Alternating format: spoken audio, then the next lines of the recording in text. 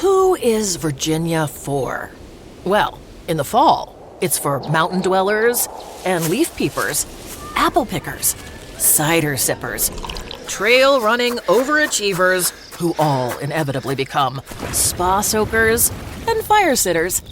Will someone get me a cozy flannel? I'm going where they are. As I was saying, Virginia is for all sorts of lovers. So come love it for yourself.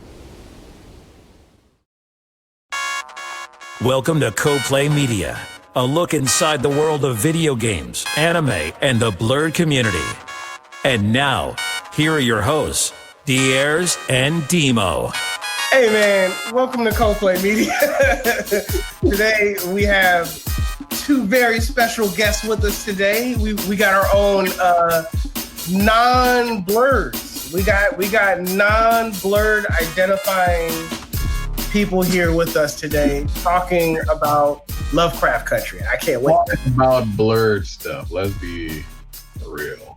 We will be talking about Blerd stuff, yes. Yes, we will. For anybody watching in, definite ultimate spoilers coming in hot, just so you know. There's heavy cream, D. Yeah, there's a lot of cream. Heavy cream. Heavy cream. So I guess we should go with introductions. So this is Stephanie. Hello. And Mrs. LaShawn. Hi. And we have you guys here to give us like a Black woman, perspective of what I think was one of the best shows of 2020. Definitely helped me get through this terrible time, but it's just been such a great show for us to watch. And I just wanted to share our thoughts about it and talk about it and see what y'all thought about it and stuff like that. And, I guess, should we do a second to introduce y'all, talk about why y'all are not Blerds at all, but still love this show? Sure. Yeah.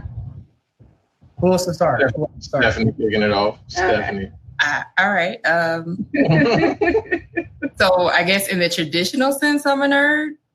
I like learning. I like books and reading. Mm-hmm. I'm not really into anime and games. You do play a lot of mobile games, though. But those are mind games, not games. I never got the hand-eye coordination with the stuff, and I just would push all the buttons, and that was the extent to my gaming experience. But if it's Tetris or logic games, I got you. Yeah, Candy Crush. I remember you were level 1200 on Candy Crush. You was Yo. So here's my thing. You said you played Tetris. I feel like a lot of nerds play Tetris. I said traditional sense nerds, yes. Yeah, but not but not Mortal Kombat finished. I always died very, very quickly. The Mike Tyson boxing game. I don't know, man. I feel like you're checking off a lot of these boxes. I just, I don't see it that way. I just saw it as logical games, those puzzles. I like that type of stuff. And then I would have never gotten into anime if he and I weren't together. Never would have bothered to ever watch it. And there's certain animes I do like. Full Metal Alchemist Brotherhood. Yeah. Avatar, which I guess technically isn't an anime. I count The Last Avatar as anime, in my perspective. Okay, yeah. Avatar is definitely anime. It fits. It does it? Okay. I take it. I think so. I think it checks off all the boxes. It has the art style. It has the story. You know what I'm saying? It has the coming of age, growth and development of the main character and the crew. You know what I'm saying? So I think Avatar is definitely anime. If not anime, it's definitely animated. It's a good animated show.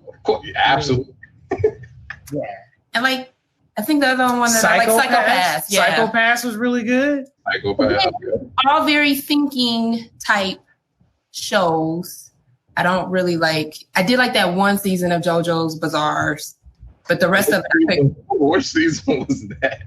It was the one where everybody blew up. Oh.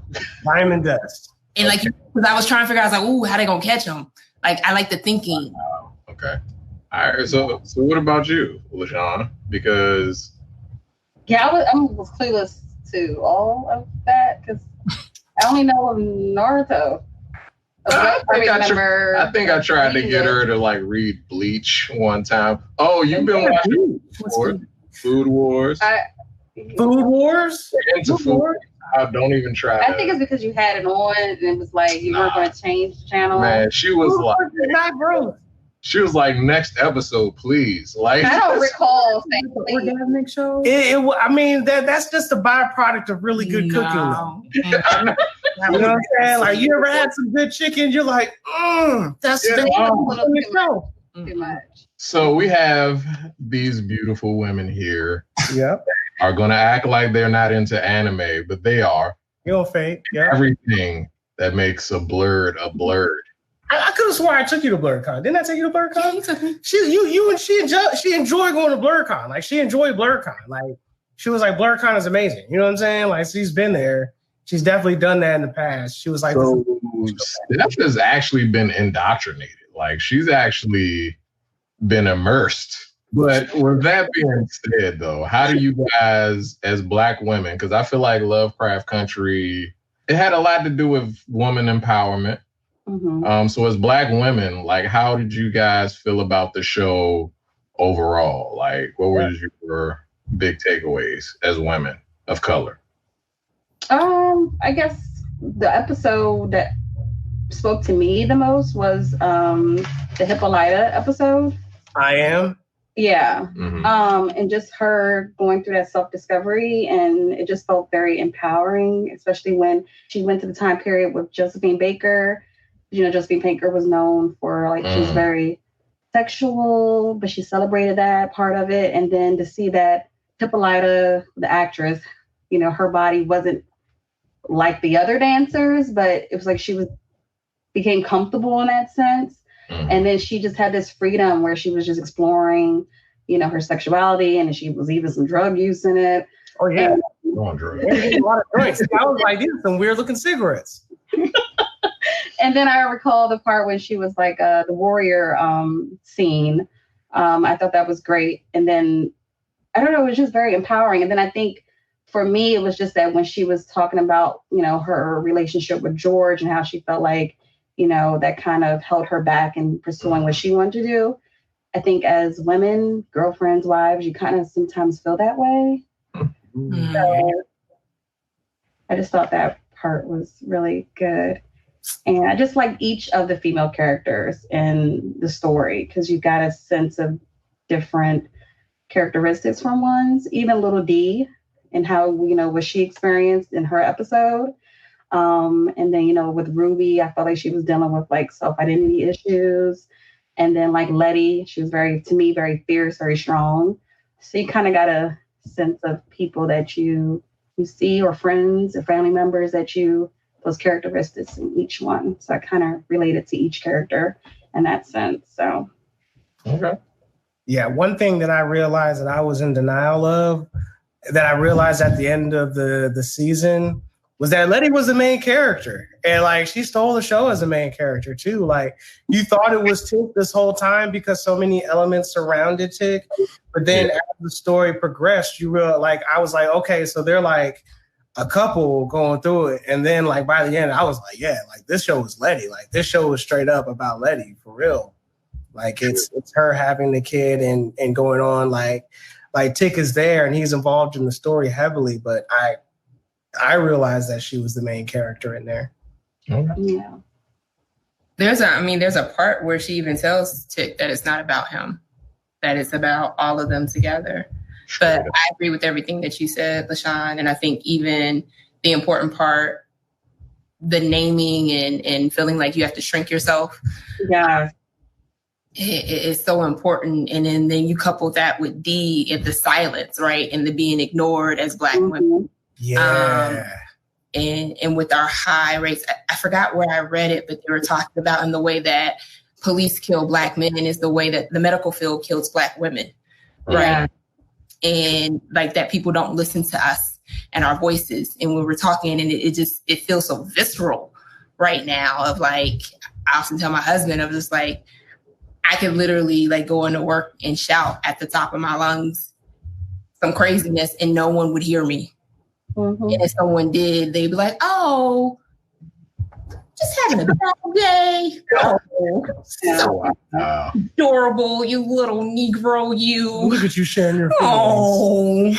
Oh, you little sassy things. We're going to give you 15 minutes to let it out, and you got to go back to work now. And just seeing all those emotions and feelings captured in a very real way. Yeah. And in a way that it wasn't, I think oftentimes people think it's about breaking down and crying, and it's not. And it just, so there's so many reactions to it, but there's also the strength in it of like, how do you still find your voice when people try to take your voice from you, literally? Yeah. One thing that I thought that was really cool was the way that they integrated real events, like the traveling guide. Yeah. And I really noticed it at first. Like when I went back and looked at it, it wasn't so much that Hippolyta's man was mean or anything, but you could kind of, when you go back and rewatch it, it was like, well, yeah, he was kind of doing it intentionally. Like she was talking about going with them. He got bad knees, you know. He couldn't run through the whole show. Like for the first 3 shows, like my man, like they just talking about, like my man couldn't run like the whole time. Yeah, like his knees. Yeah. And he's still like, baby, you shouldn't go. You know what I'm saying? Like he can't walk. You know what I'm saying? Like he can't do like basic things.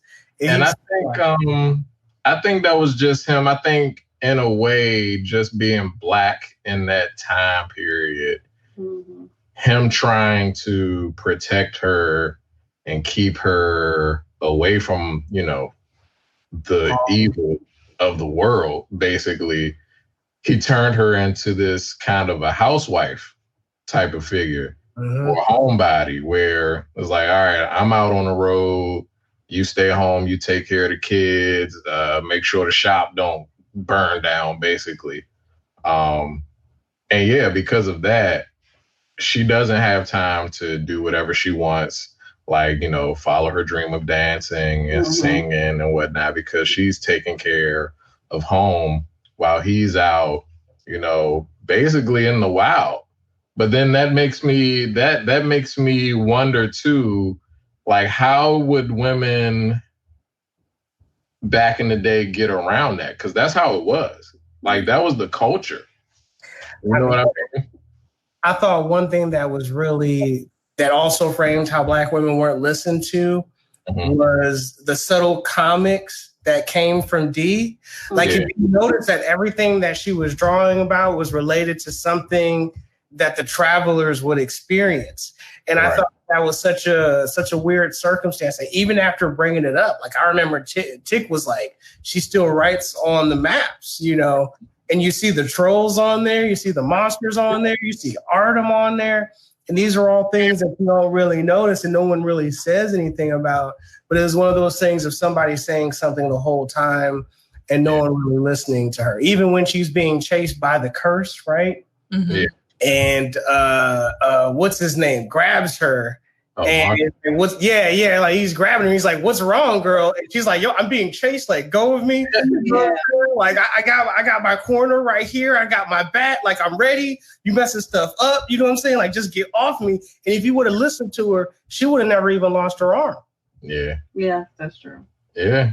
And then I guess we can use that to segue into that whole slave magic thing and how it integrates and I still don't kind of understand the magic system of I guess the Book of Adam and Titus and Titus's paintings and stuff like that. Like I'm still a little bit lost. So I found the magic interesting in that it seems like he had to go to a native or more primitive part of the world to even find this magic, right?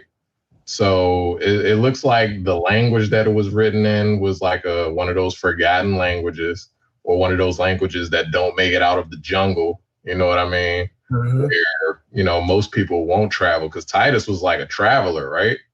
Or discoverer. That's what it was. He was like a discoverer. That's why he was in the museum for all the stuff and everything. He was almost like Christopher Columbus. Yeah. That's what it was. So he was like on stuff. Just kind of randomly finding stuff. But like you were saying, like the rules to the magic, I think the rules are pretty clear cut as far as using spells. What's not clear cut to me is how do you make your own spell? Because the way Christina made it sound is like usually one person makes one spell in their lifetime. Yeah. What's the sacrifice to make this one new spell?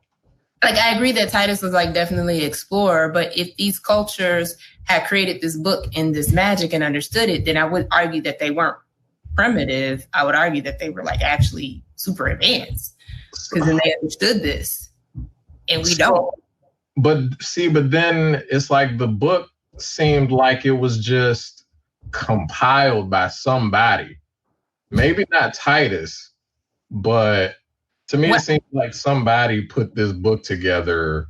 What I understood it to be was like, because when it was either Hannah or Letty, one of them said it when they said it's either Titus or Christina, and they were like, it was never yours to begin with. And they were talking about the magic. Oh, okay. And so to your point of like Columbus saying, yes, discovering something that already exists and it ain't yours and then saying it's yours. Absolutely. That's what Titus did. So I think he came across something. True. Took credit for it. And like, that's why he held on to it, because he was the only one that had translated part of it. Yeah. And I think that's why he had, I believe her name was Yemoe. The two-spirit person, which that was a super messed up way to kill off that character. Yeah. Yeah. Back to that, but no plot armor. So I think he came upon something, realized that it had something to it, and then just took it.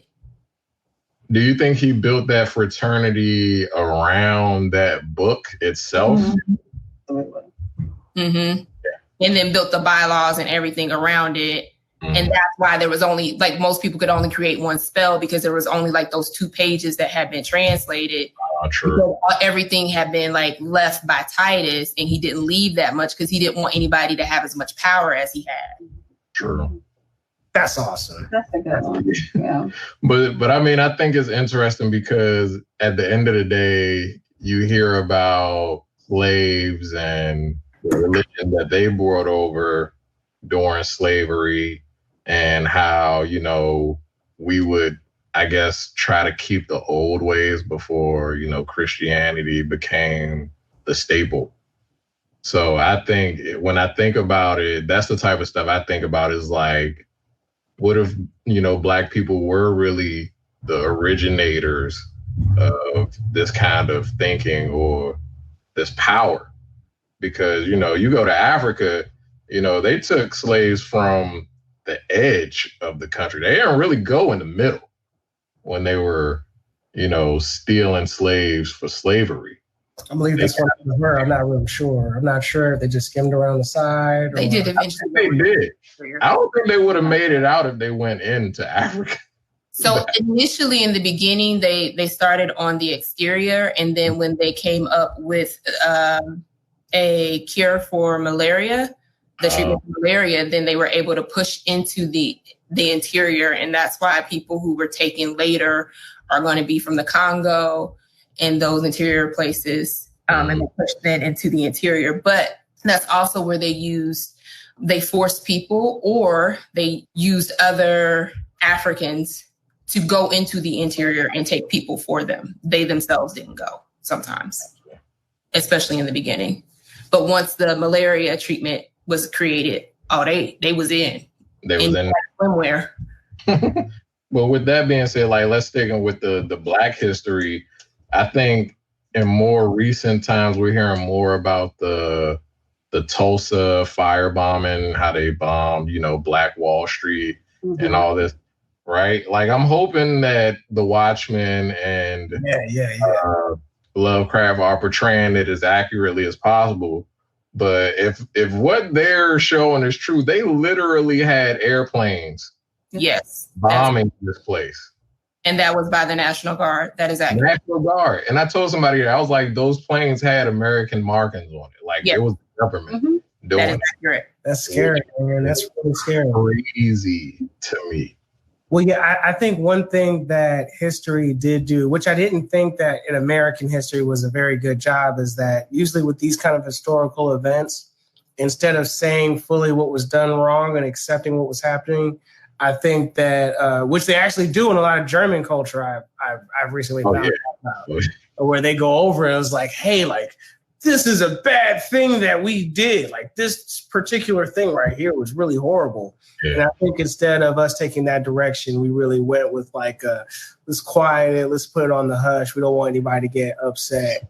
You know? Oh, not even we don't want anybody to get upset. We don't see what we did was wrong.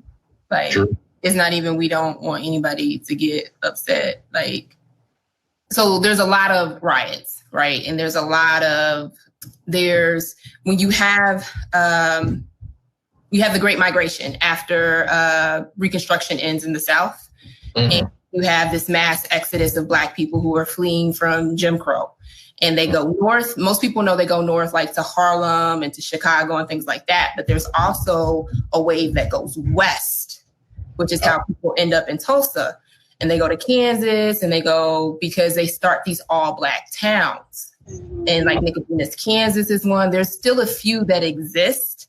Majority of them no longer are in existence. And so you set out to create your own and to do it.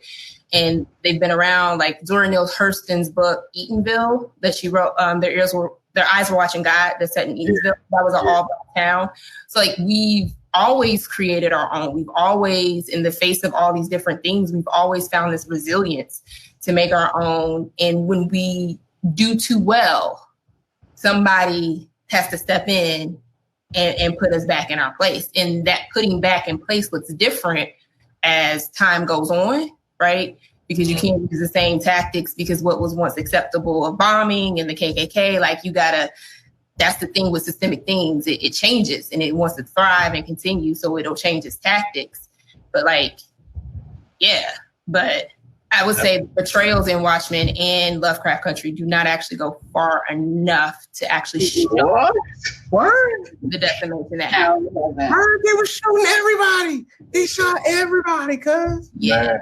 But there was, I think they rounded all the survivors up. They put people in internment camps. Yeah, like they don't really show what happened afterwards, and then it doesn't actually go far enough. Like it was actually worse. Okay. But I know that there was talks of a series to kind of explore the beginning and the end of the massacre. It was supposed to be like with Lawrence Fishburne in it, and I think Jordan Peele was supposed to produce it, but so I don't even know if that's even still going to happen. But I hope so.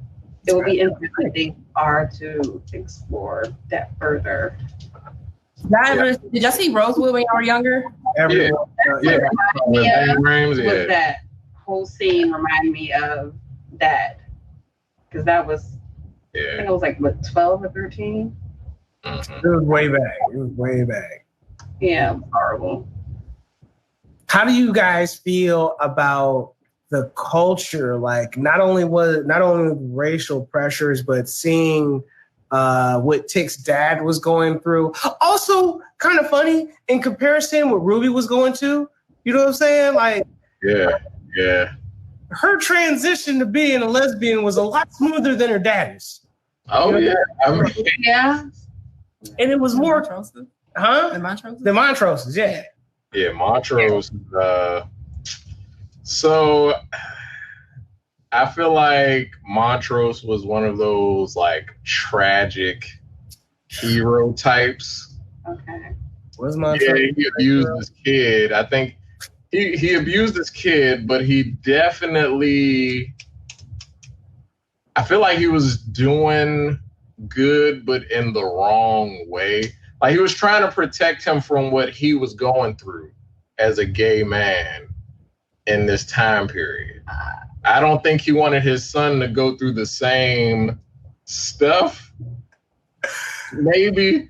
I don't know.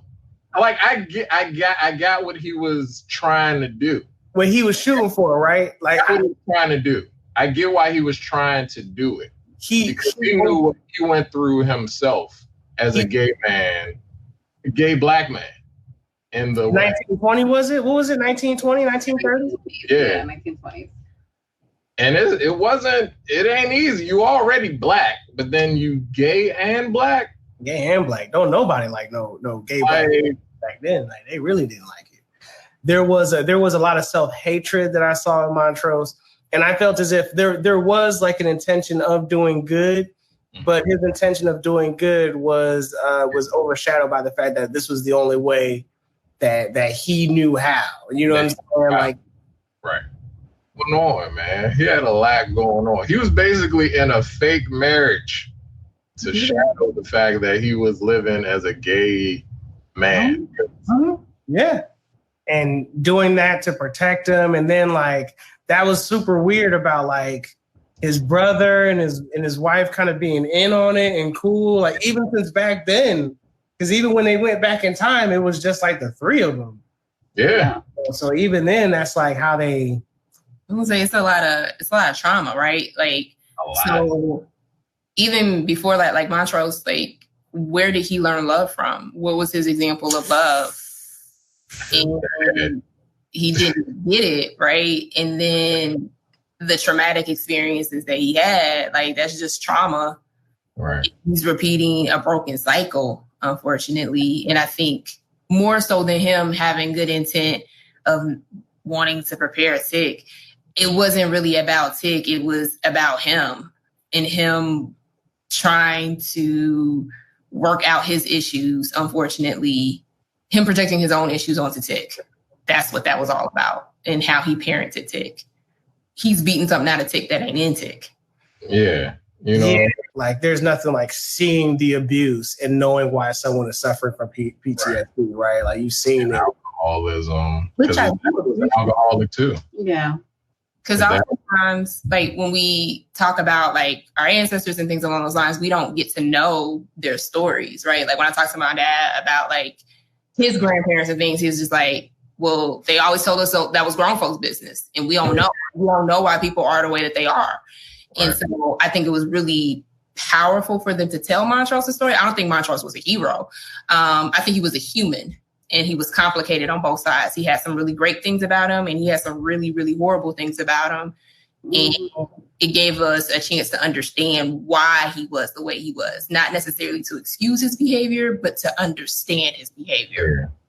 And I think oftentimes we don't always get that as kids and offspring. We don't always get the explanation as to why. Yeah, that's true. Yeah, they were getting extra beatings on the side, turns out. Getting extra beatings on the side.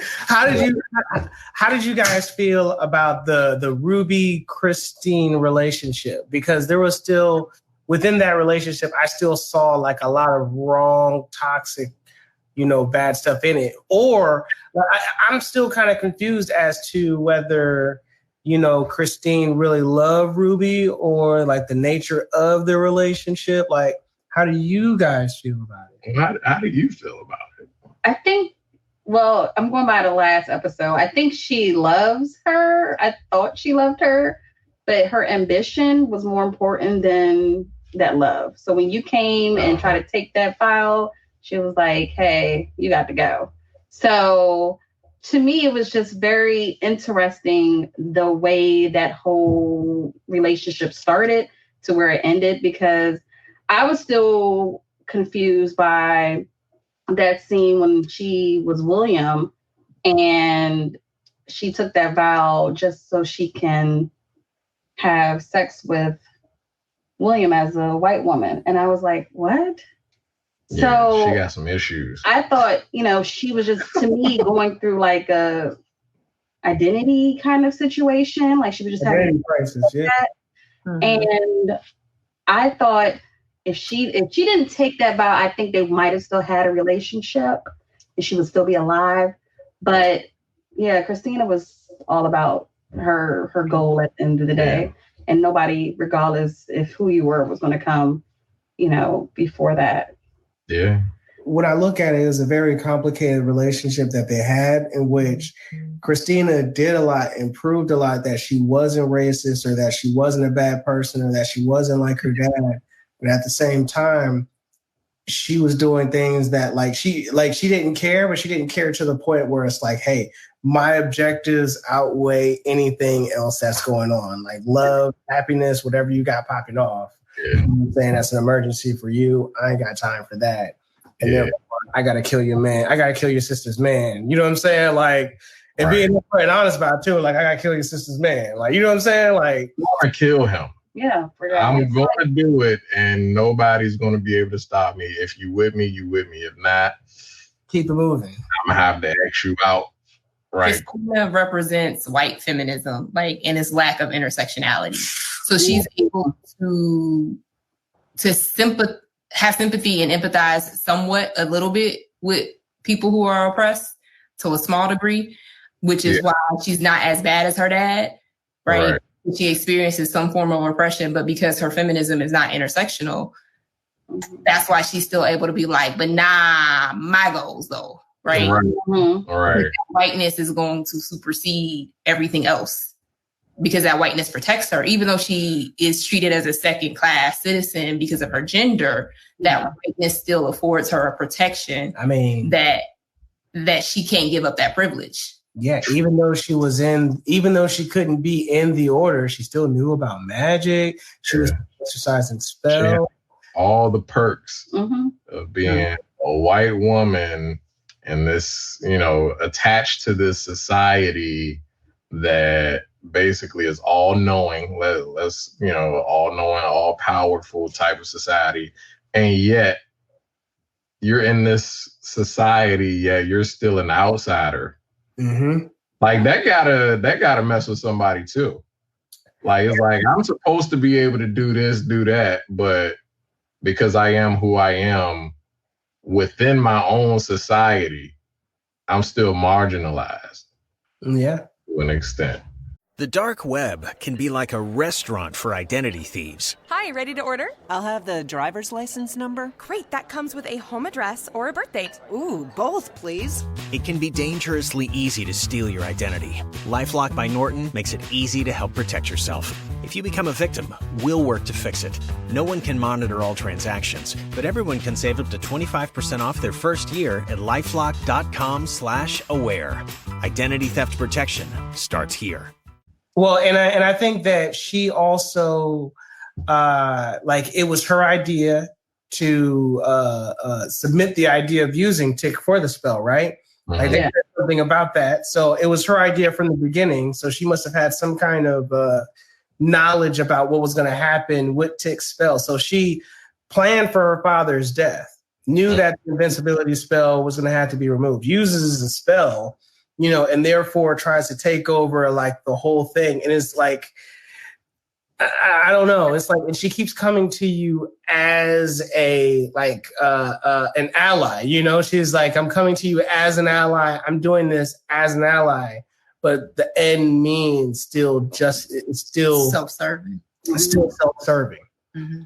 Right. But then, even then, if we go back to even her relationship with Ruby, it's almost like I care about you as much as what I can get out of you. Yeah. To get to my end means. I think she loved Ruby. Mm-hmm. But I think she loved her pursuit of power more. Mm-hmm. Well, another thing that I also realized that was weird is going back and rewatching everything knowing that dude is Christina the whole time and wondering so how much is this is really Christina? Because Christina was saying the white guy was saying some live stuff. You know what I'm saying? Like when he was first courting Ruby and stuff like that, I can change your life forever. Let me take you to my house. Was he just trying to game her for her own means, or was... because I felt like Christina could have dropped her after she used her to do the stuff, put the thing in the captain's office. And then you have that scene where she attempted to recreate Emmett Till's death after Ruby tells her, like, you don't care.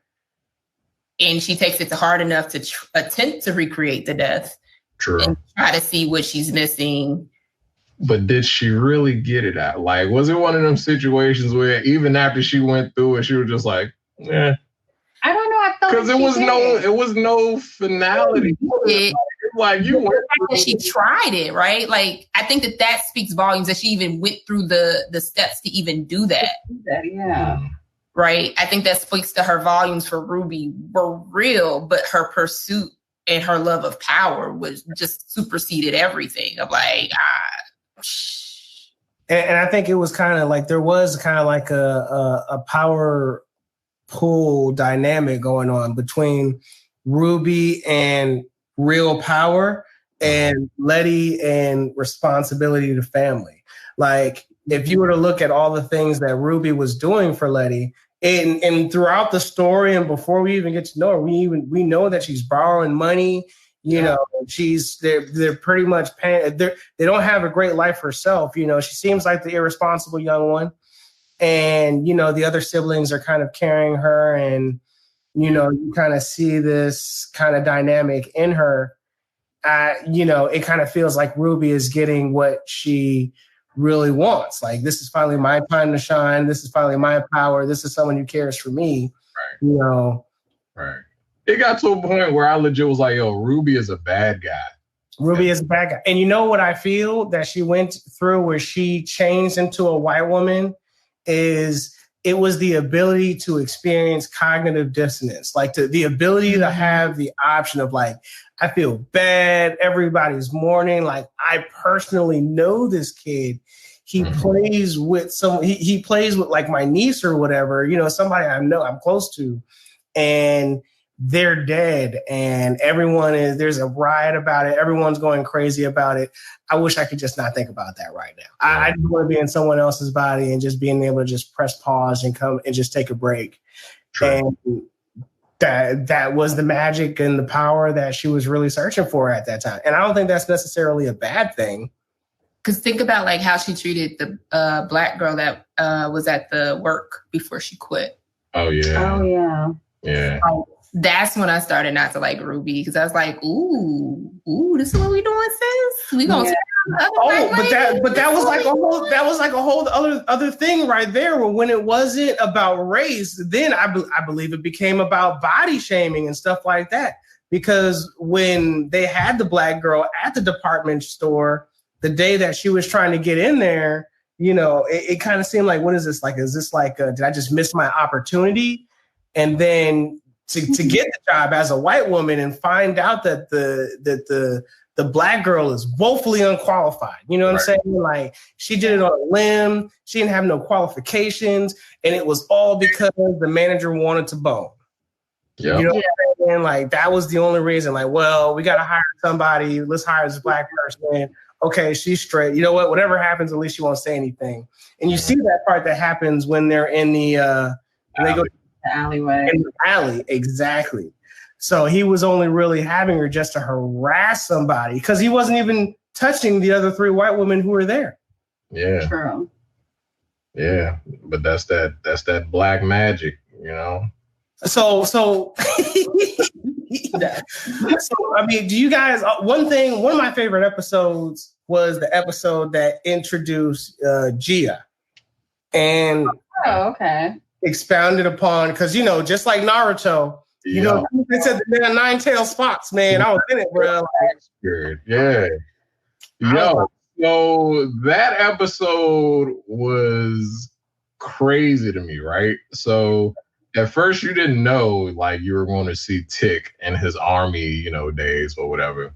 But the way he could, I guess, cut off his humanity, you know what I'm saying? Like he just walked up to the dude and was like, boom. Like he didn't have any facial expression. I was like, whoa. Like the movie that he spit before he did it, you know what I'm saying? Like, let me go ahead and pow. Like he just didn't care. Like he was just like, I'm not gonna think about this. it's like he was a totally different person, or Tick just wasn't there, which actually made me feel bad for him. Oh yeah, seeing Tick crying. It made me feel bad for him, because it's like you hear about, like, even now, guys coming back from the war, and it's like you don't really know what these guys are going through or what they have to do, under orders, because you given the order. If you deny to do an order, that's treason. It's treason. And I think you can be killed for this. Wow. Do it at the wrong time. Yeah. So you got this guy, telling Tick, "Hey, come on, I need you to kill this guy to make an example for the rest of them, because we got to get to the bottom of something." I get to the bottom of it. You can't do it. Come on, man. You just did it without a second thought. You can't dilly-dally in the military. You know what I'm saying? Like, you can't be like, I protest. That's not one of the rights that you have there. And I think it was great showing, like, the duplicity between Tick and, like a black dude straight hiding his emotions. You know what I'm saying? Like, I'm not going to remember this in the morning. Straight up. That was like the perfect depiction of, hey, I'm going through this stuff, but then when I get my moment, I'm going to have a breakdown. And that's what Gia sees. Like, she sees him break down. She sees the fact that it does affect him, and that even though he didn't have the time right there in the moment to say that he feels bad or show that he cares, as she confesses that, he was the person that killed her best friend, who was gay, by the way. I didn't get that at first. Like, when I went back and watched it, she was not just communist, but she was trying to, she was trying to, you know what I'm saying, with the hand holding. I was like, I see that, you know what I'm saying, with the socks. She was like, yeah, I'm digging the socks. I was like, so complications in the relationship, I really dug that. I forgot what I was talking about, but yeah. Tick and Gia's relationship. So, yeah. I mean, how do you feel about it? I mean, it was I don't know, because she was the nine-tail. The nine-tail fox. Yes, spirit. The nine-tail fox spirit, and then the fact that she was able to fall in love with a person, a black man at that. But then to go through that whole part of, I just thought it was very interesting, because you knew this was the man that, that killed your best friend. And then you went through that whole thing of, plotting this revenge to get back on him, I felt like, in a sense, to where you end up falling in love with this guy. And then when you guys finally make love, then you had to hold back, or you controlled yourself from going through killing him. But I thought the relationship was genuine. I think he truly did love her, or they loved each other. But he also loved Letty. But the fact that when she came back and was trying to rewarn him of what she, saw in her vision, it just tells that, she genuinely did care for him and love him. But, Atticus had his own battles going on, because he knew that what she saw, he was possibly going to have to deal with that when he got back home. And then the fact that he met Letty, and then he found out she has a son, he's dealing with that. But then I liked the scene when he was saying, we're family. So, because, she lost her family. And I just thought that was, I don't know, because I know Gia was like a romantic. So it kind of just was like, oh, that's so sweet. So truth is, all right. What's the truth? Tick ain't never break up with Gia. Let's be. I mean, the way he ran out of there, he ain't never break up. He was still calling this chick, like he was still calling her, like. Look.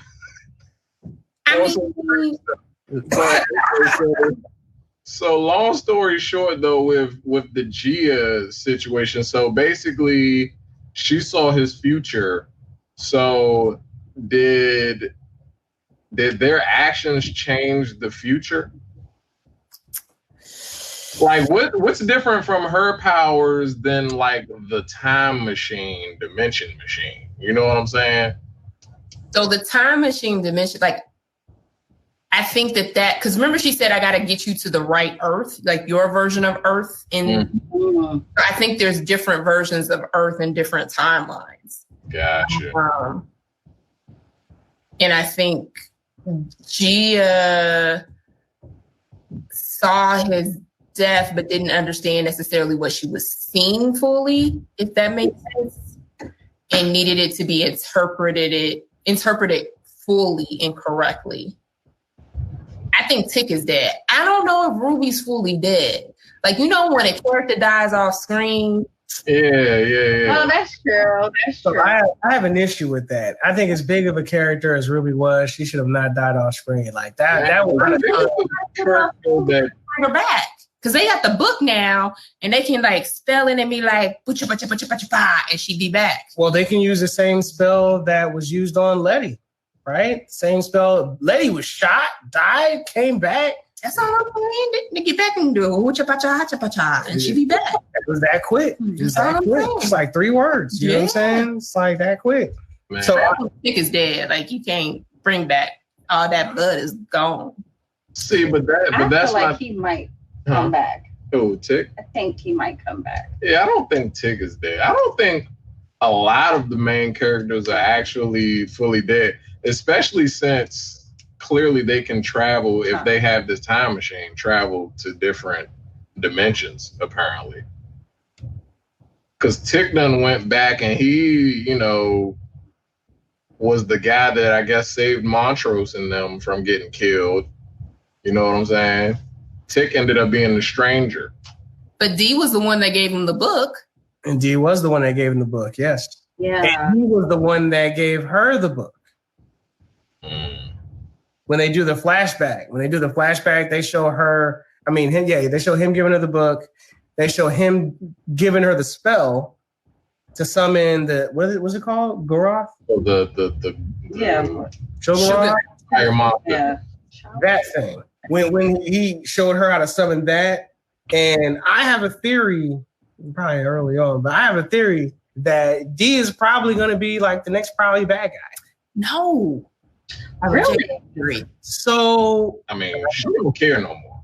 D is like it, I think one thing that goes into what y'all were saying before about Black women being ignored, about and if you take a look at it, no one really looked about how bad the kids was having it. Like the kids was having it really bad. Like those were bad times. Like there was a burning cross outside the house y'all was playing in. Yep. Y'all, you know what I'm saying? Your best friend died. The police beat you up. You 13. You riding your bike. Police spit on your face. Yes. Yeah. You know what I'm saying? Like losing her mom, losing her dad, like her arms, so she can't even draw. So she lost her talent that made her feel good. D doesn't care about anything at this point, except revenge and making people pay, I think. Yeah. Yeah.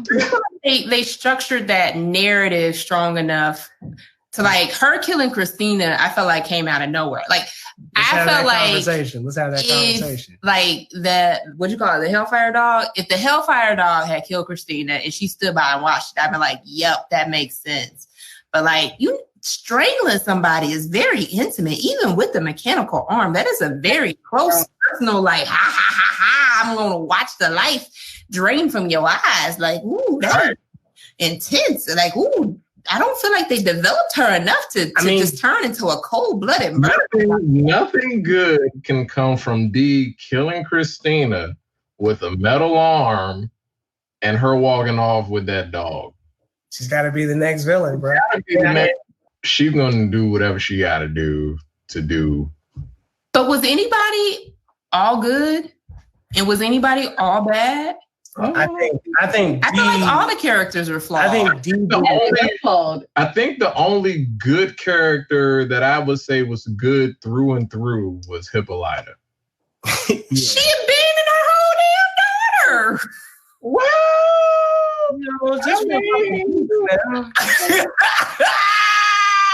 I don't think that makes her bad. She didn't do anything evil, though. She didn't do anything on purpose. Yeah. But didn't she have the choice to come back though? She sure did. She took the choice. She made the choice after 200 years. Exactly. She was gone for 200 years, but really it was like 20 minutes. Sooner. It was really like 4 or 5 weeks. I get the complicatedness of it, right? Like she needed some time for herself to grieve and things along those lines. But she did just up and leave her whole child. Like didn't make sure the child was taken care of or nothing. Just was like, ghost. Yeah. True. She's like, I need to be a African warrior princess. You know what I'm saying? This is more important. So I guess the question then is like, back to the whole like, you know, Black women in society. What is a woman to do? What is a mother to do in that situation where she feels she needs time? Not leave her with Tick and Letty. I mean, them they tripping out here. Not leave her with those three. Yeah. Clearly. Hey, Ruby was not looking for her. I feel like she would have been safer with Christina. Don't be real. Because I think they were so focused on trying to keep her from knowing, you know, where her mom is gone, to where they just wasn't paying too much attention to her, which is what happened to her in the episode. Yeah, they probably was like, just go ahead and draw in your book or something. Do whatever you do. Your best friend's dead. Your mom is missing. You can get away with anything. All right, your dad is dead too. Your daddy is dead. Your mom is missing. Your best friend. George, man. Nah, get away from us. We got things to do. I remember seeing the newspaper because I forgot it was an open casket, and then seeing the open casket. Oh man, I forgot about them complaining about the smell too. The whole smell. It was a hot day. Yeah. So this ain't even like a regular murder. Like your best friend got stomped out. Like y'all was just kicking it. And then like y'all know the police that killed him. No, it was this white man and his brother. It was 2 dudes, but he was still like 14. It was Yeah. But I like how they do that too. They kind of intertwine reality with this TV show. Exactly. Like the main characters were directly related to a lot of this stuff that happened in history. You know what I mean? And I think the book that they started out with, because the book is finished from the end of this season. So whatever else they choose to do is there's no, you know. Yeah, that's true. They can go wherever they want. They can go. So go wherever they want. And I would like to see them really concentrate on D. Like I think D has the makings of great anti-hero, a great hero, whatever you want to do. I think there's a lot of layers there. Yeah. But are they more discussed in a different story created by H.P. Lovecraft? I don't know. I've never read that guy's books. I heard he was very racist. I mean, I remember Hyper racist. That's true. So Lovecraft Country is a book that other white guy wrote. And yeah. What was it called? Lovecraft City or something? Country? No, it's called Lovecraft Country. Yeah. It's still called Lovecraft Country? Mm-hmm. Yeah, the book. Yeah. Oh, okay. Yeah, the book is. I guess a lot of Lovecraft's monsters and creations and everything in the book. Heroes are Black. Okay, that's dope. Yeah. So it's like a rewrite to kind of be like, you know what I'm saying, screw you, original creator. Yeah. Yeah. I like that. Like, flipped it. It's like a remix. You know how we do remixes? Mm-hmm. Yeah. Then you make it real tight. Mm-hmm. The remix. Puffy style. Yeah. Yeah, that was exactly what I was thinking. P. Diddy, man. Speaking of artists, one artist that I really enjoyed the entire series, and I keep seeing about her, is Afua Richardson. Mm-hmm. She's the person who did all the comic books that were done. She's also done work for like Black Panther and stuff like that. And just seeing her artwork, it was just really good, really awesome artwork. The comics were nice. I mean, and besides the art that was used in the show, my other favorite part was the subtlety of the music in the background and how it related to the story of what's going on. Like there was one thing that they were talking about. There was one song that it wasn't a song; it was a poem that they did. It was "Whitey on the Moon." Oh, it was Gil Scott Heron, man. And it related so well to what was going on in the actual story. And they also there was another song that I wanted to bring up. It was the song after Dee's dad died. And they were like in the kitchen cooking. And it was like an actual really sad song, even though it had a fast pace. It was like, if you read the lyrics, it was actually like a sad song that was talking about death. What else was tight?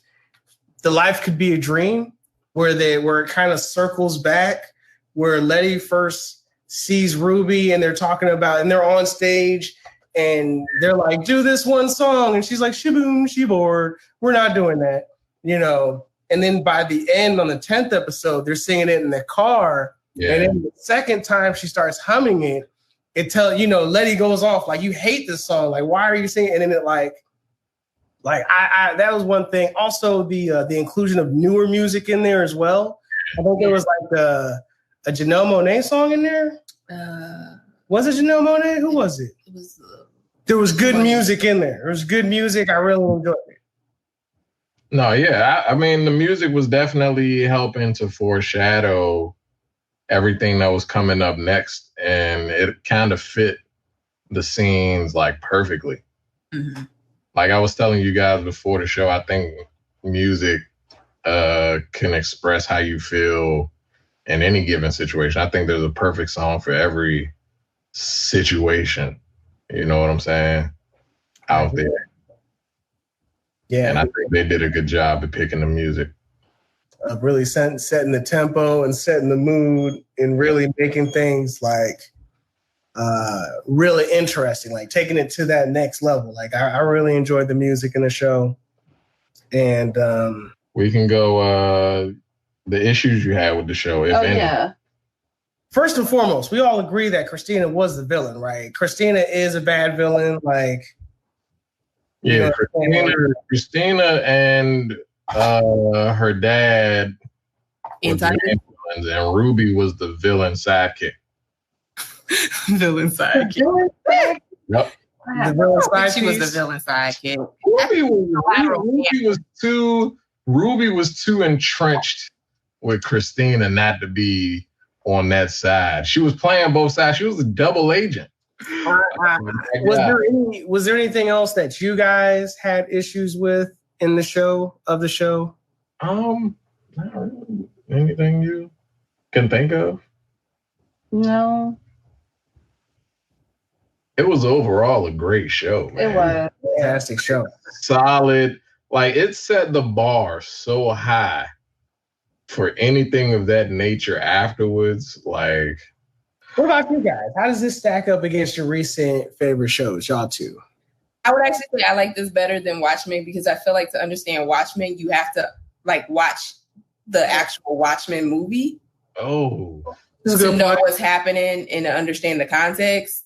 Because otherwise it gets mad confusing. Like, because I had my dad watch the Watchmen series because my dad's really into history, and he just was like, "What?" And so it was like really hard trying to explain all of it to get him to understand what was going on in the miniseries. That's true. Versus, I feel like you can just watch Lovecraft Country in and of itself, and it stands alone solidly and makes sense by itself.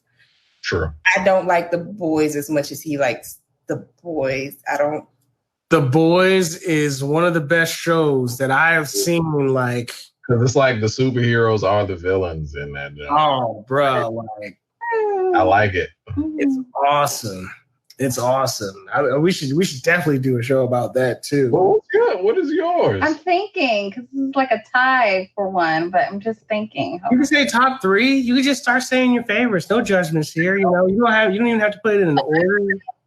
Lovecraft Country at 1. Okay. Watchmen at 2. Mm-hmm. And then, of course, the third one is Game of Thrones. Game of Thrones. Yeah. And then it was Breaking Bad. Breaking Bad. Ooh, Breaking Bad. Breaking Bad was awesome. Yeah. All right. This was fun. This is fun. More often. Yeah, we got to do this more often, you know? We should do a show called How to Get your significant other into anime with you, and we could talk about how y'all slowly introduced us into anime. Y'all gonna tell us how we should do it? Yes, you're welcome. All right, well, you better watch it. You better watch it. You best not complain about watching it. You best be happy to watch it. Follow these steps. But if I ask questions, just make sure you don't get upset. I'm not gonna get upset. Okay. I don't get upset about questions. This was a good show, man. A good overview of like the Lovecraft Country show. I had fun. Did you guys have fun? Yeah, I had tons of fun. I can't wait to do this again. This is CoPlay Media, and we are out of here. You've been listening to CoPlay Media with hosts Diers and Dmo. For more information on CoPlay Media and the Blerd community, visit CoPlayMedia.com or the CoPlay Media page at dc.radio.gov.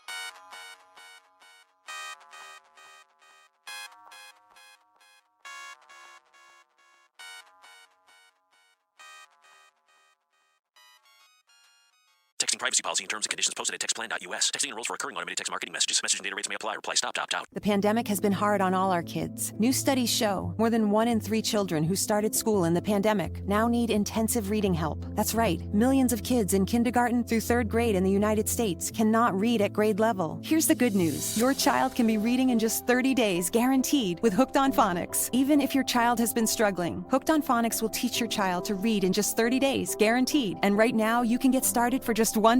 Text the word GRADE to 323232 right now. Hooked on Phonics is highly effective and incredibly fun, and everything can be done right from home and in less than 20 minutes a day. For more than 30 years, Hooked on Phonics has been the proven learn-to-read program that kids love to use. Text GRADE to 323232 and teach your child to read in just 30 days, guaranteed. Text GRADE to 323232 right now and get started for just $1. Text GRADE to 323232 now. Text GRADE to 323232. Texting privacy policy and terms and conditions posted at textplan.us. Texting enrolls for recurring automated text marketing messages. Message and data rates may apply. Reply stop to opt out. The pandemic has been hard on all our kids. New studies show more than 1 in 3 children who started school in the pandemic now need intensive reading help. That's right. Millions of kids in kindergarten through 3rd grade in the United States cannot read at grade level. Here's the good news. Your child can be reading in just 30 days, guaranteed, with Hooked on Phonics. Even if your child has been struggling, Hooked on Phonics will teach your child to read in just 30 days, guaranteed. And right now, you can get started for just $1. Text the word GRADE to 323232 right now. Hooked on Phonics is highly effective and incredibly fun, and everything can be done right from home and in less than 20 minutes a day. For more than 30 years, Hooked on Phonics has been the proven learn-to-read program that kids love to use. Text GRADE to 323232 and teach your child to read in just 30 days, guaranteed. Text GRADE to 323232 right now and get started for just $1. Text GRADE to 323232 now. Text GRADE to 323232.